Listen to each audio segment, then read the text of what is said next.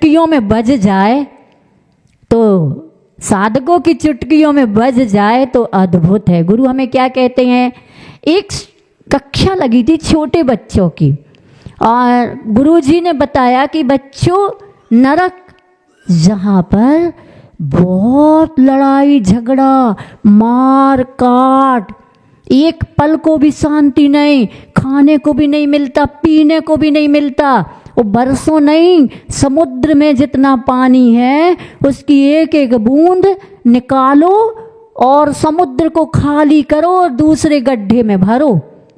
जब ये एक एक बूंद करके एक एक दिन में एक एक बूंद खाली की जाए, एक ही बूंद एक दिन में जितने वर्षों में समाप्त हो, उससे भी कई असंख्यात गुणा एक सागर होता है नरकों का। ऐसे 33 सागर तक बिना भूख प्यास के वहाँ पर सहन करते हैं। और बेटा बच्चों, स्वर्ग सब बहुत सुख है, अमृत का भोजन है। कभी नंदनवन तो कभी कश्मीर तो कभी विदेह क्षेत्र तो कभी नंदी सरदीप तो कभी अच्छे बढ़िया आवागमन और वहाँ बहुत सुख, अच्छे अच्छे वस्त्र आभूषण और भवन बहुत बढ़िया है। अब गुरुजी ने बता दिया, बच्चों से कहा कि बच्चों ये बताओ, तुम नरक जाना पसंद करोगे या स्वर्ग? नरक के लिए तो किसी ने ऊपर हाथ नहीं उठाया, स्वर्ग के लिए एक छोड़ सबका हाथ उठ गया, एक छात्रा छोड़ सबका हाथ उठा। गुरुजी को बड़ा आश्चर्य हुआ, सबके हाथ उठे। गुरुजी की उस ओर दृष्टि एकदम उस छात्रा पर पड़ी जिसका हाथ नहीं उठा था। बेटा तुम्हें स्वर्ग नहीं जाना? नहीं। तो नरक जाना क्या? नहीं। तो फिर कहाँ जाना है? गुरुजी, जब मैं घर से स्कूल आ रही थी, विद्यालय आ रही थी, तो मेरी मम्मी ने कहा था, माँ ने कहा था कि बेटा छुट्टी हो तो सीधे घर आना। क्या जिनवाणी माँ यही कहती है? क्या तुम धर्म के विद्यालय में अगर प्रवेश पा चुके हो, आवासीय विद्यालय अर्थात अणुव्रती महाव्रती गुरु की चरण सानिध्य में आ चुके हो, तो गुरु के मुख से माँ जिनवाणी क्या कहती, बेटा कहीं मत भटकना। नरक तो कोई भी भूल के नहीं जाना चाहता है कि नहीं? नरक को कोई भी भूल कर नहीं जाना चाहता है, लेकिन अगर नरक जाने के कार्य ना छोड़े तो जाएगा ही। लेकिन साधकों को गुरु ऐसा बताते हैं माँ जिनवाणी की ओर से कि बेटा तुम जब भी यहाँ से आयु कर्म पूर्ण हो, छुट्टी हो, तो सीधे निज घर आना है। इस प्रकार का आपको प्रयास भी तो करना पड़ेगा, अभ्यास भी तो करना पड़ेगा। ऐसे होते हैं गुरु महाराज। सो उन्होंने सब साधकों को यही कहा है, सभी साधकों को, किसी को कम बेसी क्या है कि नहीं। अगर विद्यालय के छात्र छात्रा, कॉलेज के स्टूडेंट्स ये सोचे कि भैया उसको तो अलग से मिलता है और हमें तो मिलता ही नहीं है, यहाँ कंपटीशन प्रतिस्पर्धा, प्रतिशोध की क्या आवश्यकता है? पेपर 100 नंबर का आता है, कंपटीशन प्रतिस्पर्धा किसी कॉलेज के या विद्यालय के छात्र छात्रा या स्टूडेंट से नहीं करनी है। प्रतिस्पर्धा तो किसी से करनी है। सबको बराबर प्रश्न के उत्तर में करने लिखने मिले हैं, तो तुम किसी और से बढ़ने की क्यों कोशिश करते हो? आगे बढ़ जाऊं इससे, ये कोई हमसे आगे न निकल पाए, हम ही इससे आगे बढ़ जाए, ऐसा कंपटीशन या प्रतिस्पर्धा करने की क्या आवश्यकता है? अरे शोध करो, 100 नंबर का पेपर है, अपनी लाइन किसी की मिटा के नहीं, अपनी लाइन उससे बड़ी खींचो। कैसे खींचेगी? आज ऐसी कहते पूछते कैसे खींचे, कैसे खींचना चाहते हो? किसी की टांग खींच के नहीं, क्या किसी की टांग खींच के नहीं, खींचना ही है तो हाथ का सहारा दे करके गिरे को उठाओ, सहारा दो। कभी भी अपने सुख के लिए, व्यक्तिगत सुख के लिए दूसरों को पैरों से कुचलने की आवश्यकता नहीं है। पैरों से कुचलोगे तो फिर क्या होगा? फिर तो आपको आपका कर्म जजमेंट देगा कि आपका अभिप्राय क्या था। आती ना वो कहानी एक वेश्या और साधु की। एक साधु घर गृहस्थी छोड़ के साधना रत हो गया और एक वेश्या जो अपने मकान में आने जाने वालों से मिलती, भाग्य से साधु भी उसी के मकान के सामने एक वृक्ष की छांव में बैठकर साधना कर रहा है। वेश्या साधु को देखती है और साधु वेश्या को देखता है। जब साधु वेश्या को देखता है तो सोचता है कितनी सुखी है, कितने लोग आते हैं, इसको कितना धन दौलत और आनंद मिलता होगा। और वेश्या क्या सोचती, मैं कितनी पापिन हूँ, ये साधु कितना पुण्यशाली है, क्या ये साधु कितना पुण्यशाली है, कितना कर्म क्षय करता है, इसका कोई पाप नहीं है। जब जब वेश्या साधु को देखे तब तब वेश्या प्रायश्चित पश्चाताप करे और अपने को पापी कहे। जब जब साधु की नज़र उस बिल्डिंग पर पड़े तब तक साधु को देखो कैसी, वो तो बहुत सुखी, कितने लोग आ रहे, कितने लोग जा रहे, कितना धन दौलत भर रहा घर, कितनी सुखी होगी। इसी अभिप्राय से वो साधु होने के बाद भी, सुनिए नरक में नहीं, सुनो, दोनों की एक साथ मृत्यु हुई।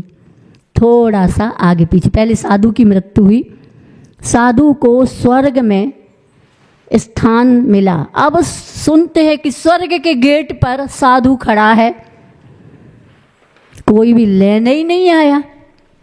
साधु इंतजार कर रहा कि हमने तो सुना था कि स्वर्ग जब जाता है साधु तो उसका बहुत स्वागत होता है, सम्मान होता है, देवता आते हैं और फिर उसको बड़े उससे ले जाते हैं। उसने देखा थोड़ी देर के बाद वही वेश्या भी मर के उसी स्वर्ग में आई जहाँ साधु। जैसे ही वेश्या का जीव वहाँ पहुँचा तो वहाँ पर देवों ने उसका सम्मान किया, बैंड बाजे बढ़िया जय जयकार। तो साधु कहता हद हो गई, मध्यलोक में तो सुना था राजनीति चलती है, लेकिन ऊर्ध्वलोक में भी राजनीति आ गई। जैसे आदि ब्रह्मा आदिनाथ के समूह शरण में मारीच, जब भरत चक्रवर्ती ने पूछा मेरे परिवार में हे भगवान और कौन मोक्षगामी है, तब आदिनाथ की दिव्य देशना में आया कि अंतिम तीर्थंकर महावीर मारीच होगा। वो खड़ा हो गया, अच्छा ये राजनीति कब से, तुम पहले बन जाओ और हमें अंतिम बनाओ, मैं पहला बनूंगा। और निकल जाता है समूह शरण से। अंतिम तो बनना ही था, नहीं निकलता तो फिर भगवान की दिव्य देशना का क्या होता। इसलिए देशना के अनुरूप उसके परिणाम हो गए, देशना के अनुरूप परिणाम नहीं। वहाँ के स्वागत सम्मान करने वाले से दिन रात पाप करती थी, फिर भी इसको सम्मान के साथ अंदर ले जाया जा रहा। मैं दिन रात साधना करता था, फिर भी मेरे लिए कोई भी एक सम्मान के लिए कहने वाला भी नहीं कि अंदर प्रवेश करो, ये तो ठीक नहीं है। तब वहाँ पर कहते हैं उसके संरक्षक बड़े ने आके कहा भैया तुम्हारा तो रिजल्ट बही खाते में ये बता रहा कि तुम साधु थे, लेकिन इसके पाप की अभिप्राय में आपके साधना में दिन रात देखो वो कितनी सुखी। मतलब पाप के कार्यों को देख करके आप निरंतर उसी का ध्यान करते थे, वही अभिप्राय में घूमता था। और ये वेश्या जब जब आपको देखती थी तब तब उसके मन में गिलानी आती थी, मैं कितनी पापिन हूँ, मैं कितनी निकृष्ट हूँ, मुझे पाप करना पड़ता है।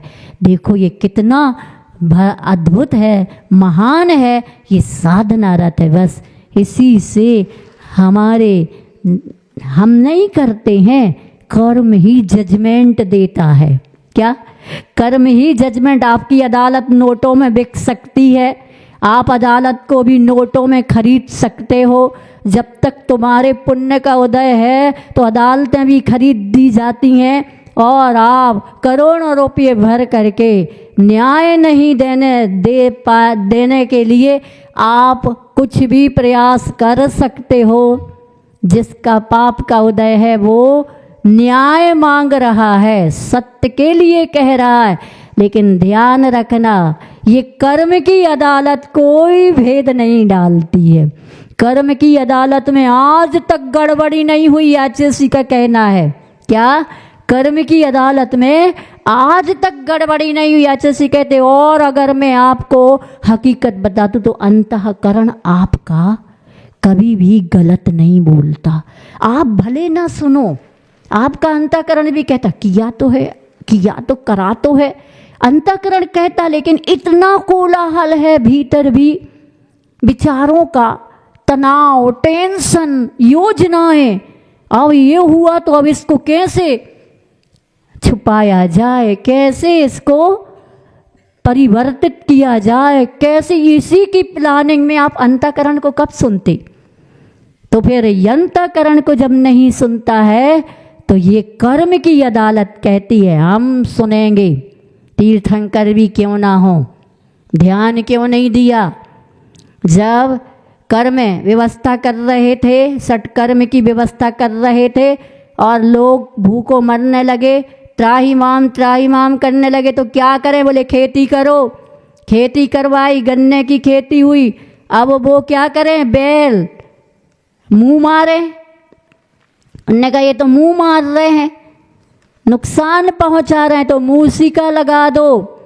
मूसिका लगाने की बात थी, तब इतना समझा देते कि जब तक वहाँ पर हल चला रहे तब तक ठीक, उसके बाद उनकी मूसिका निकाल देना, पानी और भोजन की उनकी भी पूछना। इतना नहीं कह पाया, अभिप्राय तो था ही नहीं। फिर भी कर्म बंद, 6 घड़ी का कर्म बंद, 6 महीने तक आहार नहीं मिला। कर्म कभी भी पक्षपात नहीं करता। इसलिए आचार्य जी ने हम लोगों को कहा है, इस जगत के लिए भव्य जीवों को, भव्य जीव जो उनकी संभावनाएं हैं, उनमें कर्म के फल और कर्म के कारण और कौन सा कर्म बंद किन परिणामों से होता है, ये बता देना।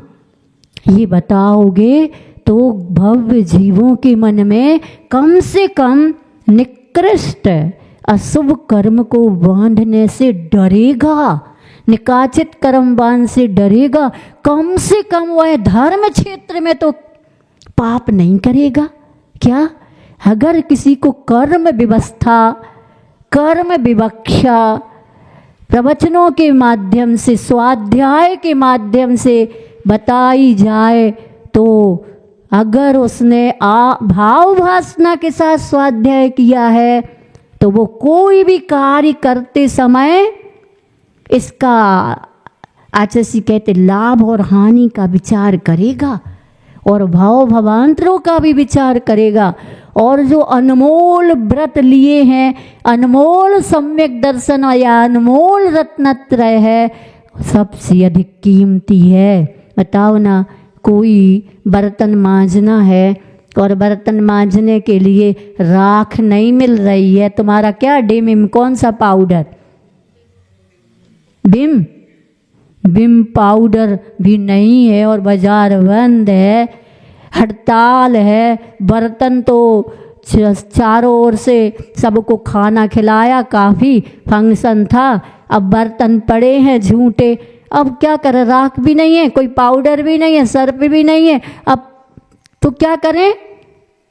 थोड़ा सा बर्तनों की शुद्धि का तो ध्यान रखने वाले हैं, इसलिए बर्तन कल तक झूठे छोड़ना नहीं है। तो अब क्या करें, रत्न रखे हैं, रत्नों को जला दो, राख बना के बर्तन मांज लो। क्यों, ये क्या है, ये आपकी बुद्धिमानी है? नहीं है ना, ये तो क्या है, आपका महान अज्ञान। ऐसे ही रत्नत्रयों को, सम्यक दर्शन को, सम्यक ज्ञान को जड़ के कारण उनको विकृत कर दो या नष्ट ही कर दो, शोभा नहीं देता है। इसलिए आचार्य का कहने से युग को विपाक विषय, अपाय विषय धर्म ध्यान के साथ उनको भगवान की आज्ञा क्या है, गुरु की आज्ञा क्या है, निरंतर याद दिलाते रहना। आचार्य निरंतर याद दिलाते रहे। आचार्य ने एक बार कहा भी था, देखो भैया, हम आप लोगों को बार बार टोकते हैं, बार बार रोकते हैं, ताकि आपकी आत्म साधना की गति कम ना हो जाए। गति का मतलब स्पीड कम ना हो जाए।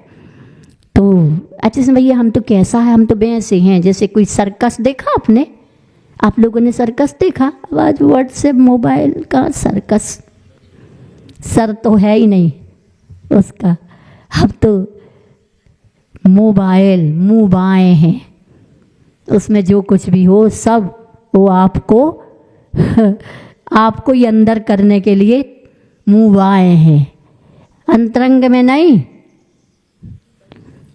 अपने अंडर में करने के लिए। तो ऐसे जी का कहना कि सर्कस में सिंह होते हैं, जानवर होते हैं, जोकर होता है, रिंग मास्टर होता है। जब वह अपनी करामात दिखाते हैं ना जानवर, तो वो अपनी गति कम करते हैं। जब स्पीड कम करते हैं तो रिंग मास्टर रिंग की आवाज़ देता है, मारता नहीं है। रिंग की आवाज़ से उनकी स्पीड बढ़ जाती है। बस इतना ही गुरु कर सकते हैं, आवाज़ दे सकते हैं, लेकिन भीतर तो तुम्हारे एक द्रव्य जब दूसरे द्रव्य का कुछ कर ही नहीं सकता है, तो हम और तो कुछ नहीं कर सकते। थोड़ा तेजी से भी बोल सकते हैं, फिर भी अगर आपकी पात्रता है तो आपको एहसास भी दिलाता। अगर आपने कह दिया मुझे संभालना, बार बार ऐसा कह दिया है, तो भी गुरु ध्यान रखते हैं। क्योंकि मैं इस बात को इसलिए कह कि जब मैं पत्र लिखती थी आचार्य जी के लिए, कोई व्रत लेना या प्रतिभा स्थली प्रतिभा मंडल के विषय में कुछ जानकारी लेना है, तो मैं कभी भी ये नहीं पूछती थी कि आचार्य जी हमारे पत्र में कोई गलती हो तो आप मुझे ज्ञात कराएं। गलतियों की क्षमा तो मांगते, कुछ गलत लिख गया हो तो क्षमा करना। तो मैंने जिस बार लिखा, ऐसा मुझे एहसास हुआ कि मुझे ऐसा लिखना चाहिए, क्योंकि आचार्य जी कभी भी चला करके किसी को कुछ नहीं कहते। कोई भी हो, कितनी भी बड़ी गलतियां करे, लेकिन आचार्य ने आज तक चला करके नहीं कहा कि तुम ऐसा करते, और कोई कहता तो विश्वास भी नहीं करते थे। क्योंकि आचार्य जी का अपना इतना पवित्रता का, निर्मलता का, रत्नत्रय का उनके जीवन में साधना का पक्ष था कि वो सोचते थे कि जिसको, लेकिन सामूहिक देशना देते थे, सबको ज्ञात करते थे, देखो इस व्रत कैसे महत्वपूर्ण है, व्रतों का पालन कैसा करना चाहिए। ये बहुत भव भवांतरों में हमने ख्याति पूजा लाभ धम्मम भोगणे में तम, अपना नाम हो, अपनी चाह ख्याति हो, पद प्रतिष्ठा हो, हम ही सबसे आगे बढ़ जाएं, हम ही ये करने वाले दिखें कि और किसकी औकात है और किसी की तो औकात ही नहीं है। हम औकात अपनी गुरु को दिखाएं। गुरु को औकात दिखाना तो बहुत बड़ी भूल है, अभिमान है, घमंड है। और गुरु से आगे बढ़ना भी ये सबसे बड़ी हम शिष्यों की भूल कि हम गुरु से आगे बढ़ रहे, हम गुरु से आगे बढ़ रहे, बढ़ा रहे। गुरु तो तुम्हें साधना पक्ष सिखाते हैं, लेकिन फिर भी गुरु ने कभी नहीं। इसलिए हमेशा ध्यान रखना चाहिए कि जब कलश स्थापित करते हो ना, तो गुरु से बढ़ के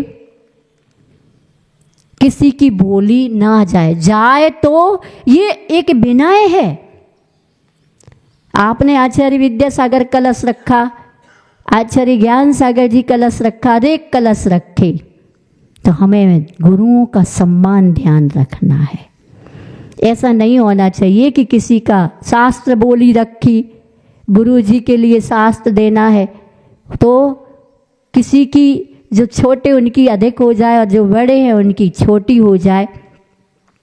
ये हमारा, वो नहीं कहते कि हमसे बढ़ के किसी को भी काम नहीं करना, हमसे बढ़ के किसी को मंदिरों का निर्माण नहीं कराना, हमसे बढ़ कर के कोई किसी को भक्त और हमारे ही सानिध्य में आकर के अच्छे से बैंड बाजों के साथ आवागमन नहीं करें, कुछ नहीं कहते गुरु। लेकिन ये तो हमारे स्वतः गुरु के प्रति बहुमान होता है, तो हम स्वतः ही अपने आप को कंट्रोल करते, संतुलित करते। नहीं, ऐसा तो हमारा स्वभाव होना ही नहीं चाहिए। गुरु ने कितना कहा है हमें उतना ही करना। तो हमने लिखा, आशीष जी आप हमारे पत्र की कभी भी गलतियां नहीं बताते हैं। तो आशीष ने पत्र पढ़ रहे थे, तो उसी समय ब्रह्मचारिणियों को कहते हैं, हमने लिखा कि आशीष जी आप अहिंसा का शंखनाद कर रहे। इंदौर 97 की बात है, छत्रपति नगर में हम लोग का चातुर्मास हुआ। मांस निर्यात बंद करो का उस समय अभियान चल रहा था आशीष के साथ। तो हमने कहा आशीष जी आपने तो मांस निर्यात बंद करने का अभियान का शंखनाद किया है, अब हमें मालूम है कि शंखनाद कैसा लिखा जाता है, लेकिन हमने खा के स्थान पर का लिख दिया होगा और मैंने दोबारा देखा नहीं जल्दी में। तो आशीष ने कहा उसको कहना शंखनाद होता है, शंखनाद नहीं होता। और वो कह, आशीष ने दूसरी बात कही, वो जल्दी लिखती है ना, फिर दोबारा शायद पढ़ नहीं पाती होगी, पढ़ती नहीं होगी दोबारा, इसलिए। तो कितने उससे आशीष ने कभी कितनी हम गलतियां करते होंगे, मिस्टेक करते होंगे, लेकिन नहीं बताई।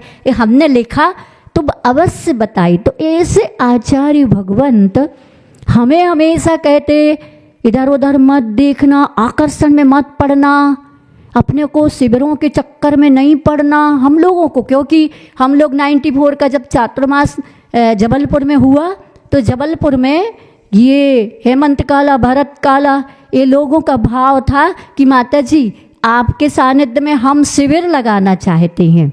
तो आशीष जी ने कहा नहीं, अपने को हम लोग को आशीष ने कहा आप लोगों को प्रवचन भी ज़्यादा अधिक नहीं देना है, तत्व चर्चा भी अधिक नहीं करनी, चर्चा में सिर्फ चर्चा ही होती है। दीवाल की ओर मुख करके अपने आत्म तत्व का क्या करना है, अवलोकन करने की साधना करो। हमसे कहा देखो अध्यात्म तो जीवन में आज एक पूर्ण नहीं आ सकता है, तो कम से कम अध्यात्म की भूमिका तो बना सकती हो। ये हम लोगों को समय समय पर ऐसा कहा है। इसलिए आशीष जी हम सब शिष्य शिष्याओं को, ब्राह्मी आश्रम में हम लोग तो ब्रह्मचारिणी थे, वहाँ भी आशीष ने नियम बनाया जन संपर्क नहीं करना। आश्रम कर्म काटने के लिए है, दिन काटने के लिए नहीं। मतलब आशीष को हमने अधिकार दिया तो उन्होंने अधिकार के साथ हम लोगों को भी संकेत दिए। तो ऐसे हम सभी के आचार्य भगवंत तो ऐसे कमल की तरह जिन वाणी की, जिन शासन की उस गंध को, सुगंध को, उस खुशबू को हम सबकी नासिका को तृप्त करते रहे, आत्म तत्व को भी, मन को भी तृप्ति मिलती रही। ऐसे आचार्य भगवंत के लिए जिन्होंने हमें कहा है कि ना नरक ना स्वर्ग के द्वार खोलना है, न नरकों के द्वार खोलना है, हमें तो अपने आत्म तत्व के द्वार खोलना है। सो आज की इस देशना को योगेश अलीगढ़ भी सुन ले, भविष्य में हम बताने वाले हैं। जिन्होंने अभी आचार्य जी के लिए भी बहुत बुरा कमेंट्स किया है, मैं और उन्होंने ब्रह्मचारिणी रेखा और के लिए भी कमेंट्स किया है। मैं समय मिलने पर उनको भी आगम से जवाब दूंगी और वही जवाब दूंगी जो हमारे आचार्य जी का दुनिया में हकीकत है। कोई ख्वाहिश नहीं, आचार्य विद्यासागर का दुनिया में कोई जवाब नहीं, वो लाजवाब लाजवाब लाजवाब। तुम लोग इतने कमजोर बुद्धि के निश्चय नय का आश्रय सहारा लेकर के तुम साधुओं को मूलाचार संविधान बताने चले और तुम घोषणा करने चले कि वो कहाँ है। तुम्हारी बुद्धि को तो निकाचित कर्म बन गया है। तुम स्वयं वहाँ जाओगे जहाँ तुम दूसरों को भेजने की कोशिश कर रहे हो, लेकिन ये वो आचार्य श्री जी जिन आचार्य श्री जी ऊपर जा कर के आपको नीचे उठाने आएंगे कि ये भव्य जीव था, इसने मेरे को देख करके, मेरे कार्य को देख करके कर्म बंद किया है, इसलिए नीचे आया है। जैसे सीता रावण को संबोधने गई, कोई चिंता की बात नहीं, उल्टी बुद्धि वाले उल्टा ही तो बोलेंगे। उनको नरक की बात कर रहे तो बिल्कुल जरूर वो आपको संबोधने के लिए नरक में आएंगे। 16वें स्वर्ग के देव तीसरे नरक तक जा सकते हैं, प्रथम से 16वें तक के, और भिड़ाने के लिए जाते हैं अम्बारीश इत्यादि जाति के देव। सब लोग सुन लें, जो योगेश जैसी वृत्ति प्रवृत्ति करके गुरु को अपमानित किया वो भी सुन लें, और वह अलीगढ़ का योगेश भी सुन ले, क्योंकि अलीगढ़ के ताले अभी हमारे पास ताले भी है और चाबी भी है। उनके मुख में ये ताला लग जाए, समाज ध्यान रखे। ये तो उठते हैं बीच बीच में, क्या मेंढकों जैसे उछलते हैं सब, मेंढक की तरह। मेंढक कभी तराजू में तुलते हैं? क्यों बताइए, मेंढकों को तराजू में तोल सकते? एक को रखोगे, जो रखा हुआ है वो उचक के, ये ऐसे ही उचकते अवसर पा करके। आगम क्या पढ़ लिया, आगम की 2-4 गाथाएं क्या सीख ली, सब उचकने लगते हैं और महान गुरुओं को तौलने लगते हैं। तुम क्या तौलोगे, तुम तो खोलोगे। तुमने तो ऐसा ठेका ही ले रखा है कि कोई आगे जा नहीं सकता और कोई आगे बढ़ नहीं सकता, और आप दूसरों की बढ़ती को देख भी नहीं सकते थे, और जितनी बढ़ती हुई है आप उसको भी कम करने में लगे हो। इसलिए सबको ये चेतावनी है कि कोई भी अपना मुख ना खोले, क्योंकि हमने एक और पढ़ा था कि जब इंसान जिंदा रहता है, अच्छा इंसान जिंदा रहता है तो उसकी निंदा होती है, और मृत्यु के बाद तो उसकी तारीफ होती है। लेकिन मैंने थोड़ी सी देर चिंतन किया, मैंने कहा हमारे आचार्य जी गए ही नहीं हैं, वो तो जीवित है, और जब तक जीवित रहेंगे ऐसे खलनायकों के लिए उनकी निंदा करने का अवसर मिलेगा। लेकिन भगवान से प्रार्थना है कि इनको भी सद्बुद्धि मिले, इनको भी सद्बोध मिले, ये बोध का शोध करें, और शोध के साथ अपनी आत्मा को शुद्ध सम्यक दृष्टि बना करके वो भी गुरु के समूह शरण में, जैसे कमठ पारसनाथ के समूह शरण में चला गया ना उपसर्ग करने के बाद, प्रार्थना है ये भी अपनी आत्मा में ऐसा कोई प्रयास पुरुषार्थ कर लें कि आचार्य भगवंत के आगे देव के बाद जो मनुष्य पर्याय धारण करेंगे चौथे काल में अविदेश क्षेत्र में, तो प्रार्थना है तुम भी उस समूह शरण में पहुंच जाना और परख लेना और देख लेना कि हम नीचे क्यों बैठे हैं, और वो समूह शरण के तीर्थंकर बन के समूह शरण में बैठ करके उनकी दिव्य देशना को सुनोगे। और भी आगे मैं कहती रहूँगी, तो सम्यक दृष्टि जीव इंद्रपद पाते हैं। इसी भावना के साथ बोले भगवान महावीर स्वामी की, संत श्रोमणी आचार्य भगवंत गुरुदेव श्री विद्यासागर जी महाराज की, गुरुनाम गुरु श्री ज्ञान सागर जी महाराज की, आचार्य भगवान श्री समय सागर जी महाराज की, 3 काम 9 करोड़ मुनि राजों की।